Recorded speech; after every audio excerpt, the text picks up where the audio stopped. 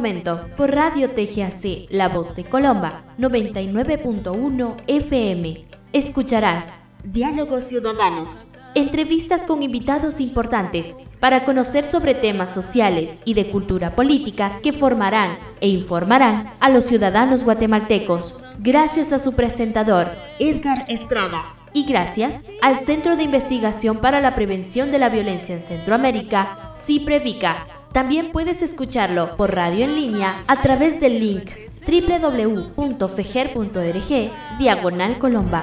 Somos viento, somos sol y sueños multicolor. Somos este norte, sur y oeste.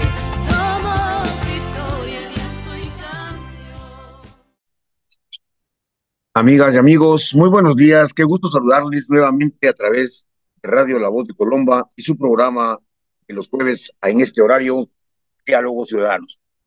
Es un verdadero gusto estar esta mañana con ustedes conversando en la víspera de una nueva conmemoración de la Semana Mayor en este país y que, pues bueno, nos permite tomar un tiempo para poder reflexionar en la realidad política de este país. No podemos dejarlo de hacer. Primero estuvimos 6 meses del año pasado, los últimos 6 meses del año pasado, analizando permanentemente, viviendo una situación muy difícil de gobernabilidad, de estabilidad y bueno, el intento permanente de un golpe de Estado. Hay algunos que dicen que fue, otros que fue un intento, otros que no pasó nada, pero bueno, eso ya ahora es historia, tiene efectos y consecuencias. En el mes de agosto, antes de la segunda vuelta, invitamos al diputado Raúl Varela, que había sido recién electo como tal, para conversar sobre lo que le venía al movimiento Semilla antes de la segunda vuelta. 2 o 3 días antes de la segunda vuelta conversamos con él y pues bueno, era una situación, una condición, una temporalidad y ahora pues ya 2 meses después, como bien hemos anunciado en este espacio, pues queremos seguir conversando y sobre todo con él. Él ahora ya es diputado, ya está en el Parlamento guatemalteco y pues bueno, qué mejor que con él porque hace muy buenos análisis, su participación y su presencia en el Congreso es una mirada distinta en general a la de muchas y muchos. Y bueno, pues queremos primero agradecer al diputado, ya lo tenemos en línea, al diputado Raúl Varela. Buenos días, Raúl, bienvenido, gracias por aceptar nuevamente la invitación. Hola, ¿qué tal? ¿Cómo están? Buenos días. Gracias a ustedes por la invitación y la oportunidad de contar a la población qué es lo que está sucediendo en los espacios de poder público. Un saludo hasta allá y para mí es un privilegio. Muchísimo, Raúl, muchas gracias por aceptar la invitación. Siempre, bueno, quienes seguimos la vida política de este país, pues hemos notado el famoso 14 que fue 15, ustedes sí tomaron posesión el 14. Vamos a tal vez conocer algunas interioridades de lo que ocurrió ese día en el Congreso, pero hoy ya es historia. Entonces, Raúl, vamos a dividir la conversación, nuevamente agradeciendo tu tiempo, en 2 partes. La primera que tiene que ver con antes del medio tiempo de Radio La Voz de Colomba, en la que hablaríamos de generalidades y particularmente generalidades de temas como el gobierno central, lo difícil, lo fácil que encontraron, porque seguramente ustedes como bancada oficial pues tendrán información de primera mano. Hemos escuchado muchos casos de denuncias, pero tal vez nos contás los más relevantes y eso sería en la primera parte, junto con, hay por ahí un refrán que dice, no es lo mismo verla venir que bailar con ella, Raúl, y hace unos meses hablábamos contigo sobre lo que podía significar tomar posición de la curul, pero pues ahora ya la tomaste, ya hemos visto ahí debates intensos, hemos visto estrategias políticas, parlamentarias para aprobar y para no aprobar y para detener y para avanzar. Así es que, Raúl, la primera pregunta sería esto. ¿Qué sabes? Y empecemos por lo más general, que sería el gobierno, el ejecutivo.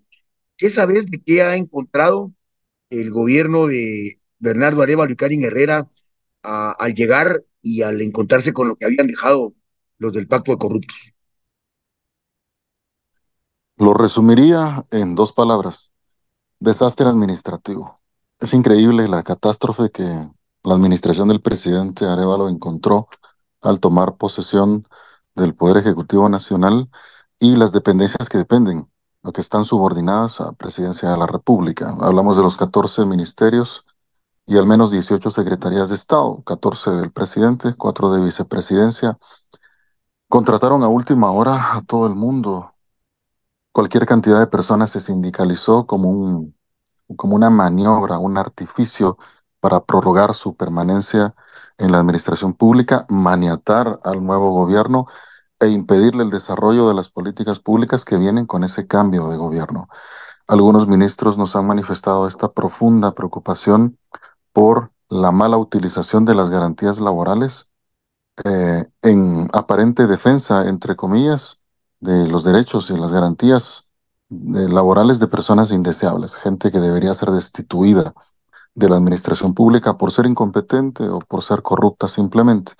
De tal suerte que la transición del gobierno no terminó el 14 de enero, este tortuoso proceso en el que tuvimos que lidiar en contra de la conspiración de algunos delincuentes en el Ministerio Público y algunas judicaturas que habían conspirado para intentar derrumbar al gobierno electo. Es decir, además de empeñar todos nuestros esfuerzos en defender la voluntad popular, no solo por nuestros cargos, sino por todos los adjudicados.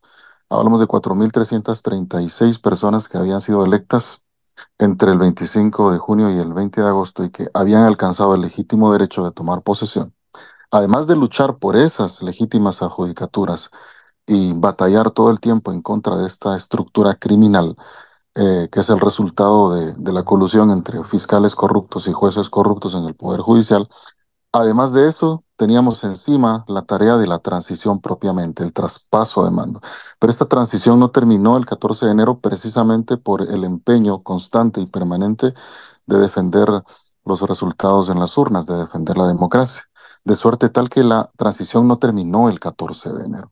La transición apenas empezó el 14 de enero y en ese esfuerzo, ese ejercicio que ya tiene poco más de 2 meses, aún queda mucha gente que debe ser destituida de la administración pública, personas indeseables que están enquistadas en muchos ministerios y algunas otras entidades que dependen del Poder Ejecutivo Nacional, de suerte tal que el acomodamiento de la nueva administración todavía está en marcha. Es penoso lo que hicieron con los ministerios en la administración pasada y uno de los casos más graves, me atrevería a decir, es el del Ministerio de Agricultura, Ganadería y Alimentación, que tiene poco más de 1.600 juicios de reinstalación y donde el nuevo ministro Maynor Estrada encontró al menos 3.500 plazas o contratos 029. 17 asesores tenía uno de los viceministros. Es increíble la catástrofe administrativa que la nueva administración encontró, de tal suerte que en el proceso de transición hemos tenido que batallar para poner orden en este tiradero, básicamente, que encontró el presidente y su nuevo equipo. Y eso es a lo que nosotros hemos tenido acceso como diputados, entendiendo que los poderes están separados. Nosotros no intervenimos en la administración del Poder Ejecutivo Nacional, pero estamos informados de lo que está sucediendo en la mesa del presidente de la República. Y hablando del Congreso, básicamente la batalla es enteramente política, no solo, bueno, además de que tiene un componente administrativo, la batalla es fundamentalmente política por esta guerra que tenemos en contra de quienes no quieren pelear en igualdad de condiciones y que buscan menoscabarnos desde el primer día. Primero, derrumbando a una junta directiva legítima que había sido genuinamente instalada el 14 de enero, presidida por el colega diputado Samuel Pérez, una junta directiva que solo duró 4 días porque inmediatamente rauda la Corte de Constitucionalidad, muy complaciente con los actores más corruptos de este país, la hizo derrumbar, ordena que se elija una nueva. Afortunadamente la nueva es bastante afín, es bastante decente y se alinea bastante bien con los objetivos de este nuevo tiempo que queremos instalar, pero no ha sido fácil este camino. Nos despojaron del derecho a nosotros, como diputados del Movimiento Semilla, de presidir comisiones de trabajo, de presidir mesas de trabajo, de integrar la junta directiva. No tenemos facultades para citar funcionarios porque esto solo lo pueden hacer presidentes de comisiones de trabajo o los jefes de bloque. Y al no estar constituidos como bloque, formalmente no tenemos jefe de bloque y en consecuencia estamos menoscabados en nuestros derechos, tenemos menos asesores, solo tenemos los que los diputados pueden tener a título individual, un asesor por diputado, pero el bloque en su conjunto no tiene asesores, no tenemos equipo asesor porque no somos bloque, y eso nos pone en una situación de desventaja respecto del resto de facciones políticas en el Congreso de la República, de suerte tal que la población tiene que saber que todavía estamos en la transición. Habría sido idóneo que entre el 20 de agosto y el 14 de enero se finiquitara política y administrativamente todo lo necesario para que la nueva administración se instalara y comenzara a ejecutar su política y su nueva gestión desde el primer minuto, pero no, resulta que seguimos batallando por echar a la gente que se tiene que ir, poder instalar los cuadros que necesitamos y sobre todo tener plenas condiciones para administrar el país en igualdad de condiciones. La transición sigue, va a tardar un par de meses más. Es penoso decirlo, que los actores antidemocráticos son los responsables de que el gobierno y el Congreso todavía no puedan arrancar plenamente, pero estamos en la mejor disposición de utilizar plenamente nuestras facultades en el Congreso y el presidente de utilizar plenamente sus atribuciones al frente del Poder Ejecutivo Nacional para que el aparato público empiece a funcionar para aquello para lo que está designado, que es prestar servicios públicos de calidad y garantizar plenamente las libertades y condiciones que permitan a la población el desarrollo individual y colectivo. Eso va a tardar más tiempo de lo que habíamos previsto, pero es la batalla de la democracia. La democracia es un parto. Los partos son dolorosos, hay contracciones, pero en algún momento veremos el alumbramiento de una criatura que nos ha costado mucho incubar, que es la libertad, la democracia y la decencia en la administración pública. Y en eso estamos batallando por empezar a trabajar como la gente espera que lo hagamos. Como Raúl, gracias. Y esto que mencionas sobre la transición es importante e interesante porque mucha gente dirá, ya sí estuvieron meses desde la segunda vuelta, como bien decís, desde agosto, y entonces, ¿qué pasó?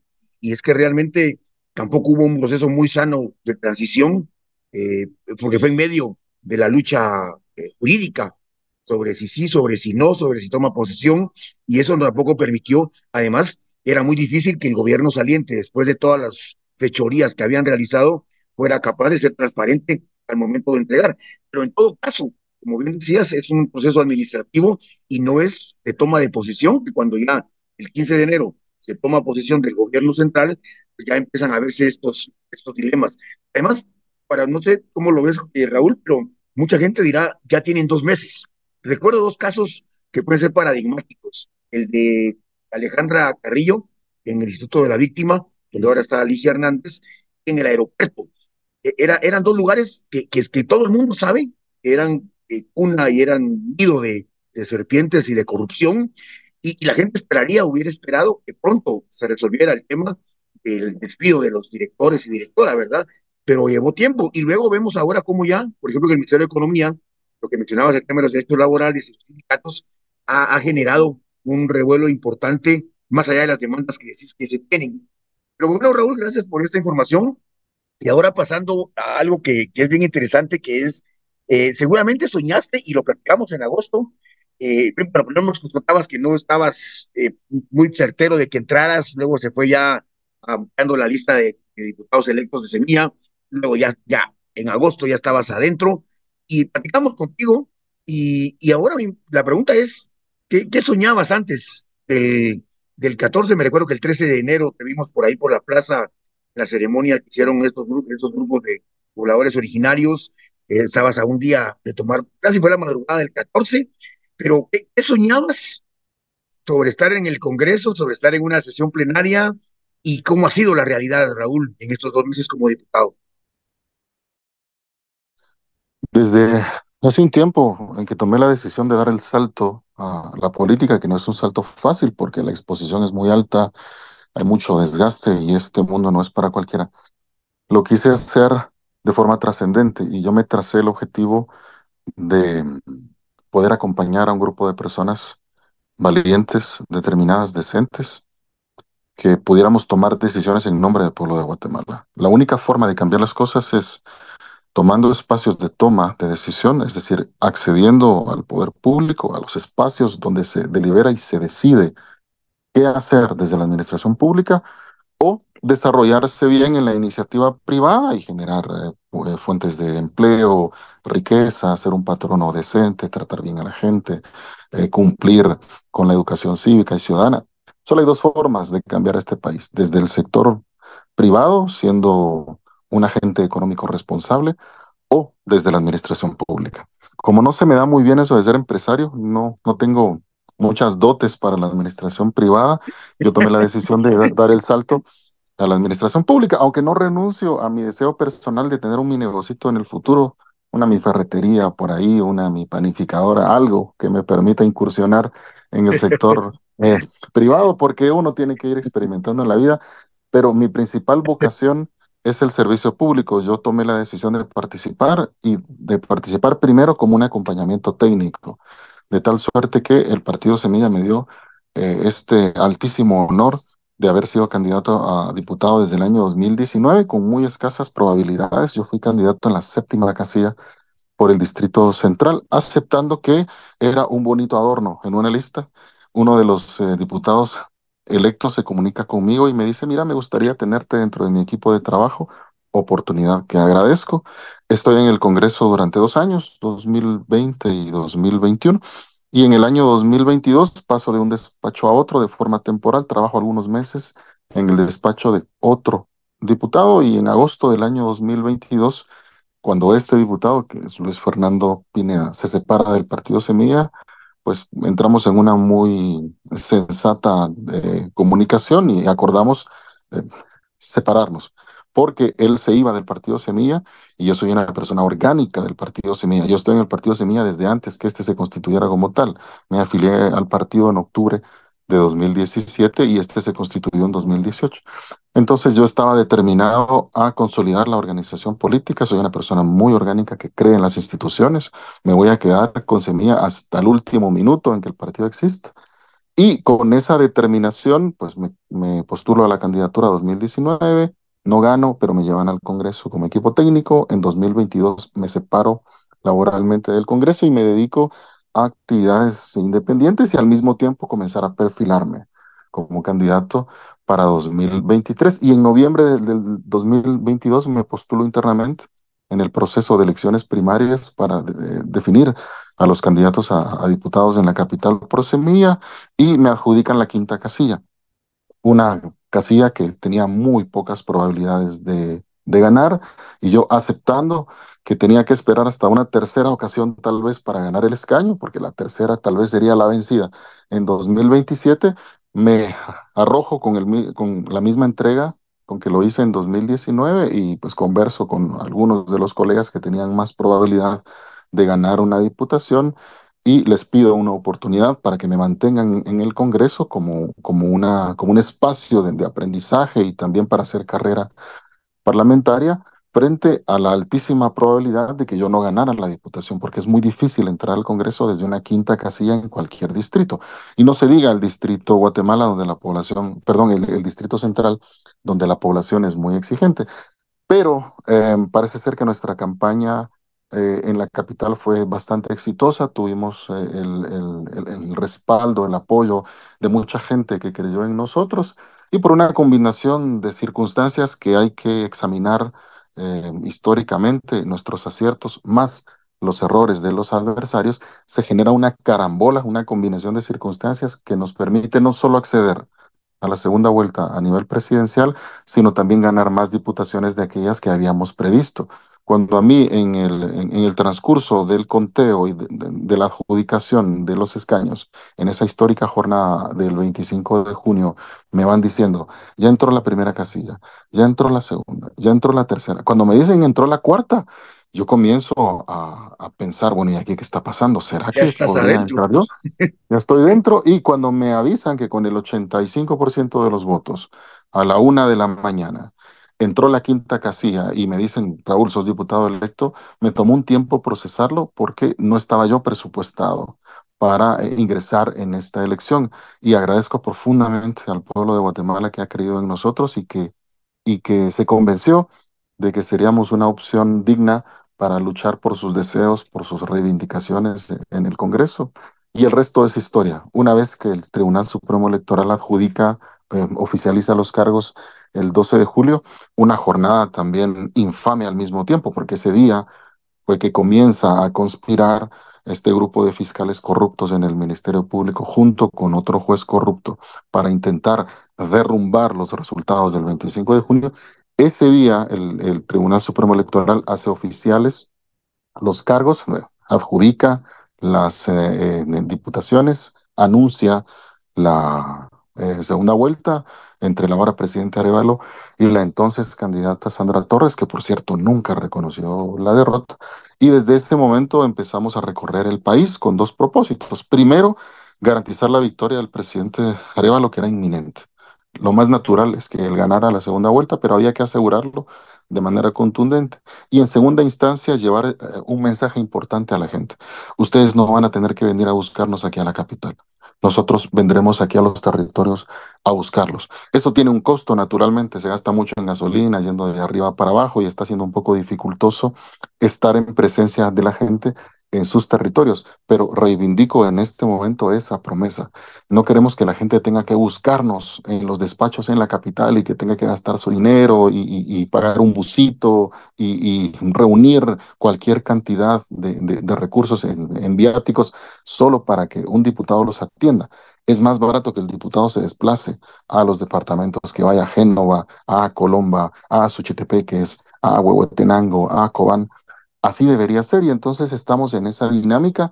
Nos ha costado asentarnos porque, insisto, no tenemos las plenas condiciones que nos permitan no solo tener lo mínimo dentro del Congreso para trabajar plenamente, sino que el esfuerzo conspirador en contra de los ahora funcionarios en ejercicio continúa. No hay que ignorar el hecho de que la conspiración de estos fiscales lamentables dentro del Ministerio Público, junto con por lo menos un juez profundamente corrupto, continúa porque ellos insisten en este necio empeño de intentar menoscabar la voluntad popular manifestada en las urnas en dos momentos del año pasado, el 25 de junio y el 20 de agosto. Entonces, simplemente no nos dejan en paz, están obcecados, están determinados por una torpe necedad a estrellarse contra un muro una y otra vez. Entonces resulta profundamente molesto que no dejen en paz al gobierno,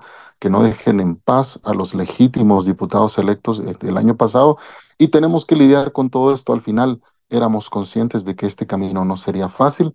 Hay un statu quo que se niega al cambio, que se resiste a aceptar que las cosas poco a poco van cambiando en Guatemala y lo más normal era que intentaran dar coletazos hasta quedar inertes. Y va a tomar tiempo aplastar a este monstruo. Va a tomar bastante tiempo, pero en eso estamos, nos metimos a esto.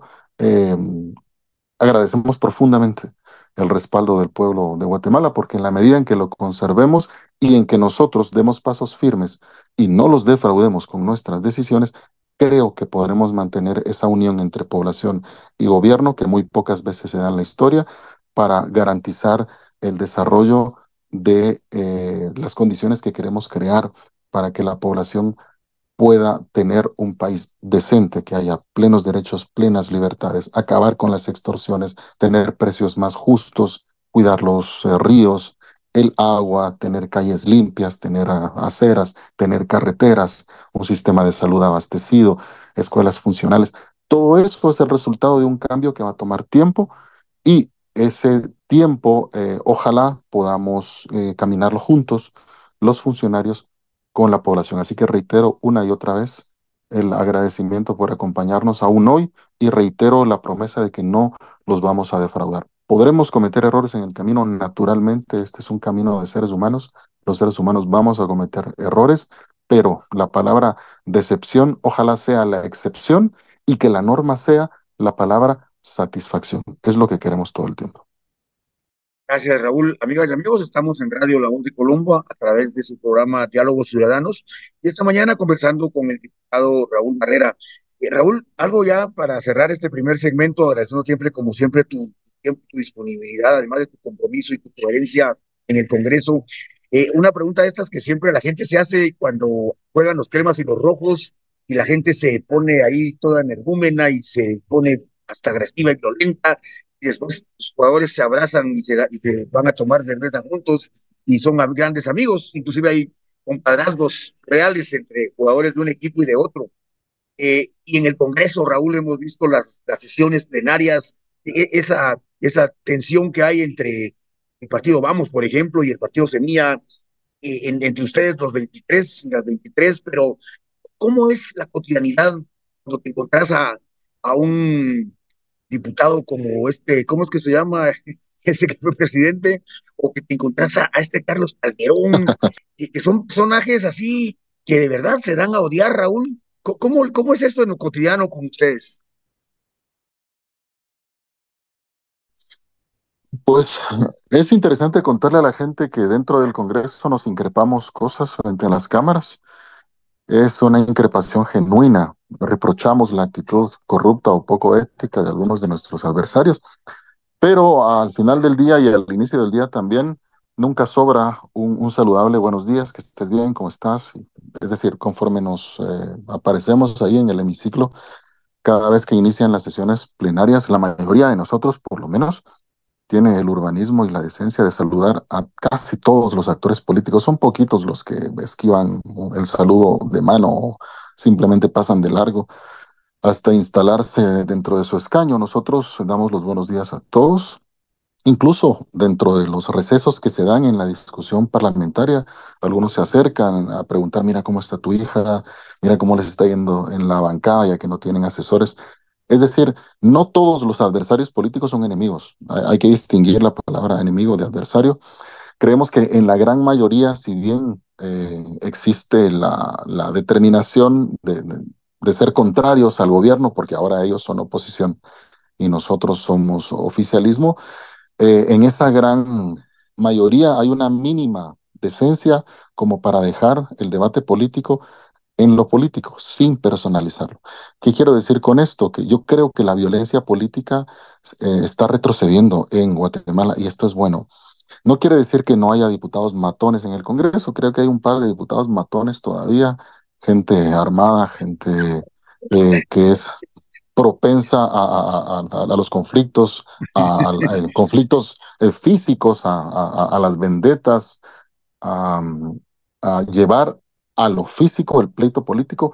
Sí, hay algunos diputados que son matones, que es gente indeseable, pero cada vez son menos. Yo diría que son dos o tres por ahí, gente que ojalá sea expulsada para siempre de la vida política del país, pero en la gran mayoría o en casi todas las bancadas hay gente respetable. Y esto incluye el propio partido Vamos, y esto parecería curioso reconocerlo, pero dentro del partido Vamos, que hay 39 diputados, hay personas con las que se puede hablar. Hay gente que genuinamente se acerca y te dice, mira vos, fíjate que tengo una iniciativa, ¿y cómo la ves? ¿Qué opinás? Es importante decirlo porque no todos los diputados del partido Vamos son enemigos de Guatemala. De hecho, diría que la minoría. Son un par de diputados de Vamos los que de verdad representan eh, un- una, una, una vergüenza para la dignidad del cargo de diputado al Congreso. Hay varios con los que sí se puede conversar y sobre esa base nosotros intentamos tener relaciones laborales, profesionales, políticas eh, saludables, decentes, de respeto, y cuando se da el momento de contradecir abiertamente a otro colega, lo hacemos sin ningún temor. Es decir, existe esa separación, esa capacidad de darnos la mano en la mañana y decir buenos días, que estés bien, cómo siguió tu mamá, supe que estaba enferma, todo eso. Podemos nosotros separar ese momento del instante en el que tenemos que contraponer los argumentos.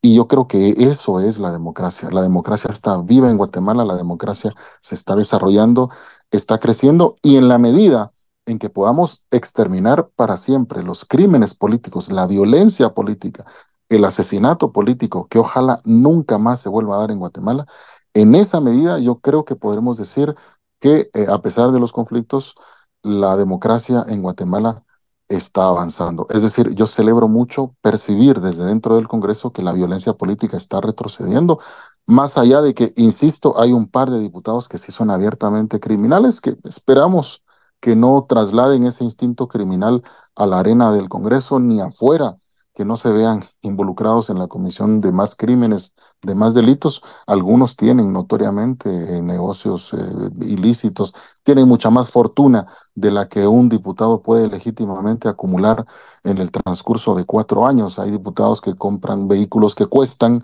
lo que un diputado recibe en 2 o 3 años de salario. Entonces no es coherente la vida que llevan algunos diputados con lo que un diputado gana, pero allá ellos y sus conciencias. Insisto, son la minoría y en la medida en que podamos ir consolidando las organizaciones políticas y tengamos mejores resultados en cada evento electoral, creo yo que podremos tener más dignatarios, verdaderos dignatarios en el Congreso. Entonces, tenemos una relación saludable con la mayoría. Ojalá esta relación se mantenga, pero insisto, cuando tenemos que lanzarnos los platos en la cara, lo hacemos porque al final la democracia es discutir, pero discutir civilizadamente y es la nueva era que queremos instalar en el Congreso de la República.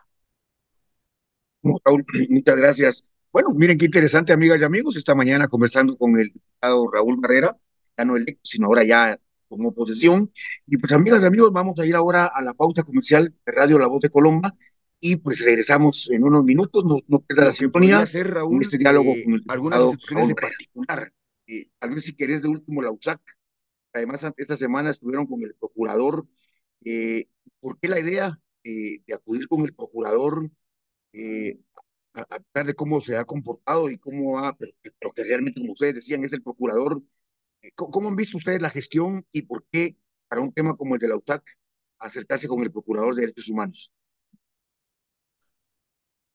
Quiero contar a la población que la institución del procurador es muy relevante en la historia de Guatemala desde la promulgación de la Constitución de 1985. Se crea la figura de una persona con facultades para supervisar toda la administración pública y asegurarse de que el Estado no vulnere derechos humanos. Es decir, que la prestación de los servicios públicos sea decente, por un lado, y que por otro lado, que no se recurra al poder público para lesionar, o para vulnerar o para violentar a las personas. Es lo que está pasando actualmente en la Universidad de San Carlos. Es triste decirlo. El nivel de degradación, de destrucción de la única universidad estatal debería ser de preocupación de toda la población. No imagino el dolor y la consternación que experimentarían los mártires y quienes dejaron su vida por la defensa de la dignidad del país y de la universidad en particular, al darse cuenta en lo que ésta se ha convertido, en la captura del poder político en la universidad a manos de un grupo de personas ilegítimas que usurpan funciones directivas en esta que es la máxima casa de estudios en Centroamérica. Para nadie es un secreto que el proceso electoral interno de la San Carlos de 2022 fue fraudulento. Y es penoso cómo quienes deberían enarbolar la ciencia, la academia, la cultura y la verdad, utilizaron sus cargos para básicamente burlarse de la propia democracia y hacer instalar a funcionarios ilegítimos al frente de esta universidad. Esto trajo como consecuencia la legítima protesta de los estudiantes más conscientes, quienes se opusieron al fraude interno en esta universidad y recurrieron a una medida recurrente, valga redundar, dentro de la propia universidad, que es tomar las instalaciones. Estudiantes, docentes, trabajadores, personal administrativo, cansados de esta desfachatez de que se tome por asalto la democracia de la universidad, la democracia interna, toman las instalaciones en ejercicio de protesta, algo que había sido muy frecuente. Y más allá de que algunas personas puedan validar o desacreditar esta forma de protesta, el ejercicio de oponerse a un fraude electoral siempre va a ser legítimo. En todo caso, como resultado de la reapertura del campus central en la universidad, casi un año después, el 9 de junio, sí, el 9 de junio del año pasado, se retoman las actividades precisamente porque quienes habían organizado la toma de la San Carlos admitieron que el mantenerla cerrada ya era un ejercicio insostenible y que precisamente para no seguir vulnerando el derecho de la comunidad universitaria en general de acceder a su casa de estudios, de seguir con su preparación, de titularse y demás. Era imperativo reabrir el campus según las mismas declaraciones de quienes en su momento tomaron el campus y después lo reabrieron. Se retoman las actividades administrativas y académicas en la universidad, pero los dirigentes ilegítimos de la San Carlos, aquellos que son resultado del fraude electoral del año 2002, no conformes con el descrédito a su imagen, porque han quedado ante toda la población como usurpadores y como los conspiradores de un fraude electoral universitario. Lo que hacen es conspirar para acometer a nivel personal contra aquellos que se opusieron al fraude y entonces judicializan el caso. Como resultado de esto, el Consejo Superior Universitario empieza a tomar una serie de resoluciones violatorias de derechos humanos y la más grave, y por esto solicitamos la intervención del procurador, es una en la que asegura que quienes aparecen en fotografías el día en que el campus fue reabierto, que es el día 9 de junio, fueron los responsables de haber cerrado la San Carlos, haberla tomado, haber deteriorado el patrimonio y algunos otros hechos que se les imputan. Es decir, en un dictamen de la Dirección de Asuntos Jurídicos de la Universidad de San Carlos, se asegura que quienes aparecen en esas fotografías son los responsables de haber cometido algunos delitos, usurpan las funciones de un juez al condenar a personas que no han sido ni citadas, ni oídas, ni vencidas en un juicio, que no han sido condenadas. Y esto vulnera lo que establece el artículo 12 de la Constitución. La Constitución establece que nadie puede ser violado ni vulnerado en sus derechos sin haber sido citado, oído y vencido por un tribunal competente. Y la Dirección de Asuntos Jurídicos de la universidad o el propio Consejo Superior Universitario no son un tribunal. Entonces, ninguna resolución administrativa puede menoscabar derechos humanos. Esta semana, ayer me parece, este Consejo Superior Universitario, integrado en buena medida por personas cuyo periodo ya expiró hace un tiempo, por lo cual algunas de sus resoluciones podrían ser además ilegales, suscribe un dictamen en el que asegura que quienes aparecen en esas fotografías del día en que el campus fue reabierto, ese día en que cientos de personas ingresan a ver cómo se abre el campus, eran los responsables de haberlo tomado. Entonces, además de ser un juicio torcido, literalmente un punto de vista grotesco y manipulador, esto es propiamente constitutivo de una violación de derechos humanos, porque se ordena la expulsión de los estudiantes que aparecen en esas fotografías al asegurarse que ellos son los responsables de haber tomado el campus durante casi un año. Es por esta razón que nosotros acudimos ante el Procurador de los Derechos Humanos, que es un comisionado del Congreso de la República para la defensa de los derechos humanos, para solicitarle su inmediata intervención en este caso, frente a la eventualidad, porque esto lo hicimos antes de que el Consejo Superior Universitario tomara esta resolución, frente a la eventualidad de que este Consejo violara derechos humanos al suscribir ese dictamen, cosa que al final sí hicieron. Entonces, la conculcación de los derechos humanos se consumó. El Consejo Superior Universitario suscribió ayer un dictamen que viola derechos humanos porque ordena la expulsión de estudiantes que no han sido condenados por un juez, porque se los acusa de haber cometido delitos, se los señala de ser responsables, pero un juez no ha determinado esa culpabilidad.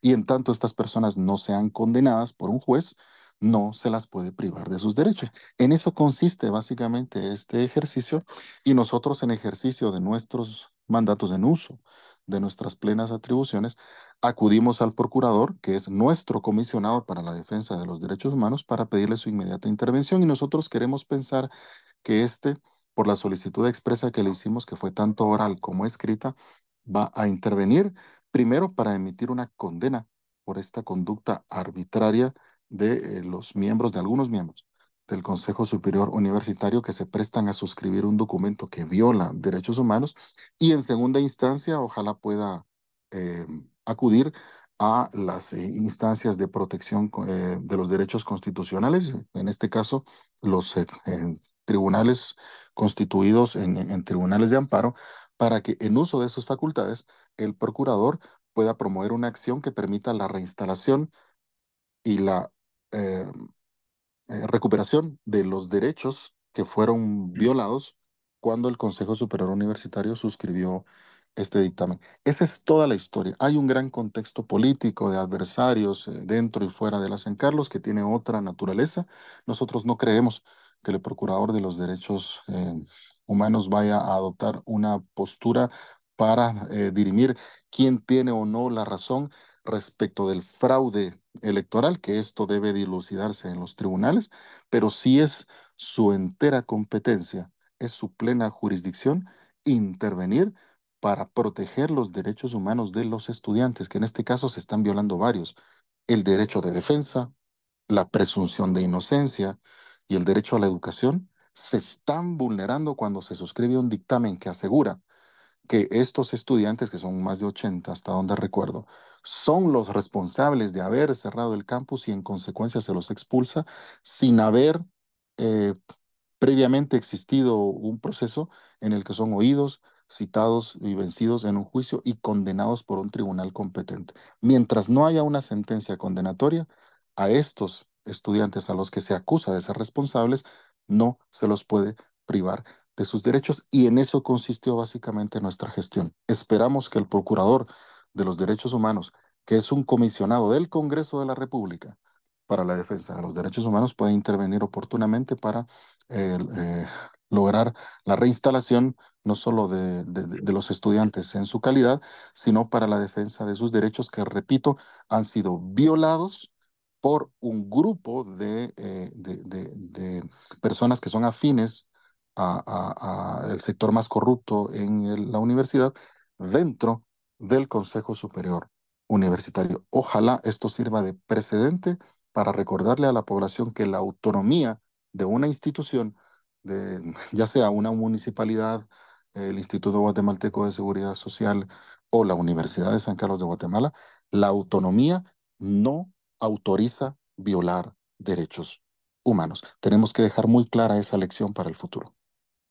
Gracias, Raúl. Ojalá por la autonomía, ojalá por la USAC y también ojalá por la PDH, porque realmente es un delegado de ustedes del Congreso, pero es el procurador de nuestros derechos como ciudadanas y ciudadanos, y a veces sentimos y pensamos que ahora quién podrá defendernos. Gracias por esto, Raúl.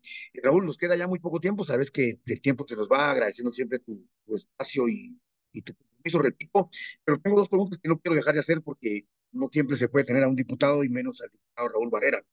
Una, Raúl, es el MP. ¿Qué hacemos con el MP? Y la segunda, para terminar, es ¿qué tenemos que hacer? Raúl, siempre lo pregunto y a vos te lo pregunto también, como ciudadanía, para seguir defendiendo, para seguir creyendo, para no decepcionarnos de lo que pueda estar pasando en el país.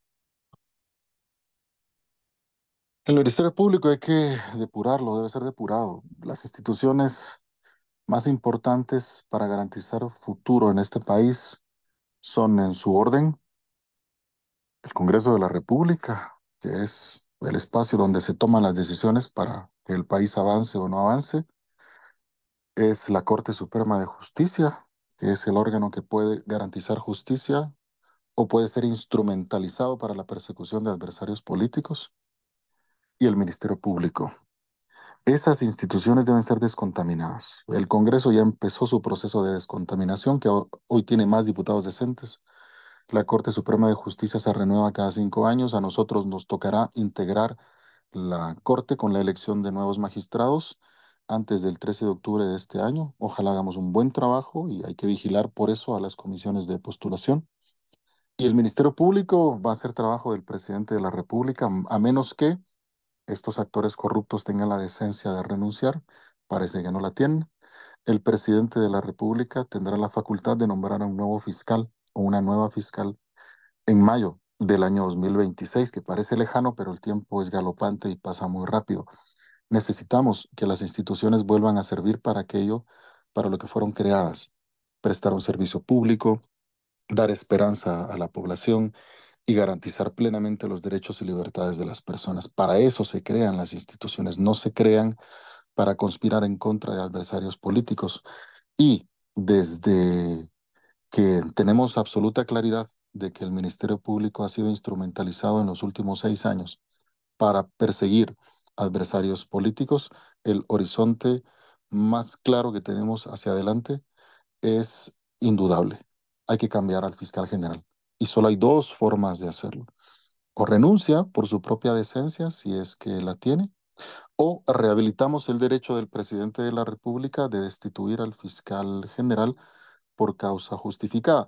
No simplemente regresando a la legislación que teníamos antes de la reforma del año 2016, que la ley estaba bastante mal en el año 2016, sino creando una reforma saludable que permita al mismo tiempo darle autonomía al Ministerio Público y garantizar la independencia de quien esté al frente, pero sin cerrar la puerta a la probabilidad de que el presidente pueda destituir necesariamente al fiscal general cuando desde este cargo, desde la Fiscalía General, se está conspirando en contra del propio pueblo de Guatemala, como en efecto pasó desde el 12 de julio del año pasado para acá en particular.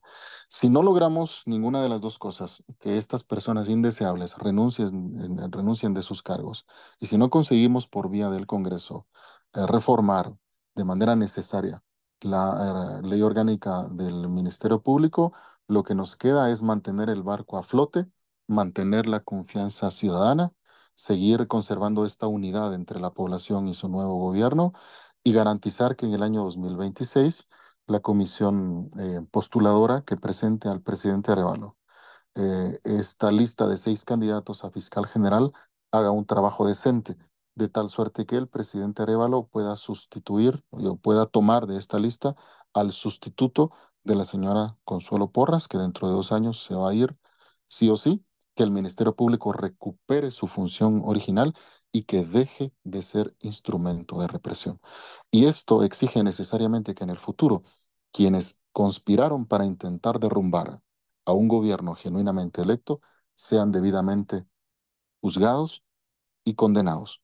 No en un ejercicio de cacería de brujas, porque tenemos que dejar de perseguirnos simplemente por perseguirnos, no, pero tenemos que procurar justicia, tenemos que lanzar el largo brazo de la justicia en contra de aquellos que mantuvieron al país en zozobra durante más de medio año. No podemos permitir que este intento de golpe de Estado quede impune hacia el futuro y va a ser una tarea del nuevo fiscal general que ojalá pueda tomar posición sin inconvenientes el 17 de mayo del año 2026, si es que el actual fiscal no renuncia, que ese nuevo fiscal o esa nueva fiscal pueda iniciar una saludable descontaminación del Ministerio Público para que la gente vuelva a confiar en esta institución que, insisto, en los últimos 6 años ha sido instrumentalizada por el poder más corrupto simplemente para boicotear, para bloquear, para perseguir o para reprimir adversarios políticos. Es muy triste lo que hicieron con el Ministerio Público, pero es cuestión de tiempo para que las cosas vuelvan a ser instaladas en su lugar. Buenísimo, Raúl. Muchísimas gracias. Siempre te agradecemos el tiempo. Estaremos siempre atentos a lo que hagan y dejen de hacer. Y aquí en el programa, pues siempre es espacio para que podamos conversar. Nuevamente, Raúl, muchísimas gracias por tu tiempo y seguimos en comunicación y mucha fuerza y mucha valentía para enfrentarte a lo que te toca ahí en el Congreso. Amigas y amigos, muchas gracias por su sintonía. Les estamos invitando de esta manera al programa la próxima semana. Vamos a consultar, es Jueves Santo. La próxima semana el horario del programa.